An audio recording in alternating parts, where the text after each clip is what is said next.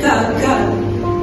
Nanging aku eling biji sing ditandur dina iki ora langsung wingi. Butuh wektu, tenaga, lan kesabaran. Kene iki kadang kepengin kabeh cepet, kabeh langsung berhasil. Yang usaha sepisan ora sukses, langsung nelongso, langsung rumangsa ora cukup. Nanging apa pancen gagal kuwi tamat? Ora, kadang gagal kuwi ngongkon stop kanggo ngumpulake tenaga.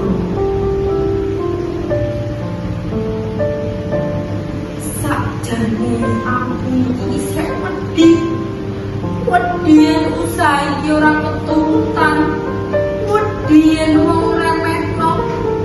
Tapi saiki aku wedi yen aku mandeg, malah ora nyoba maneh.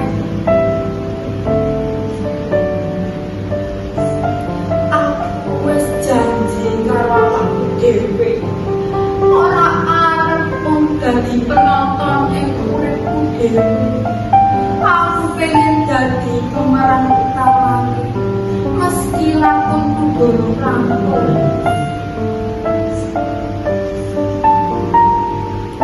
Kowe ngerti, urut iki ora mung soal sapa sing tekan panitu, tapi sapa sing tetep maju nalika kudu nyebrangi badai. Wis tumindak sakuwate. Yen suatu dina aku tekan titik akhir perjuangan ini, aku pengen nalika ndelok aku iso kondo, aku wis tumindak sakuwate, aku wis iso ngadepi rasa-rasa lan aku mbahku kuwi pernah ngomong ngene, harapan orang butuhake alasan, kadang mek butuhake ati sing percaya. Meski wis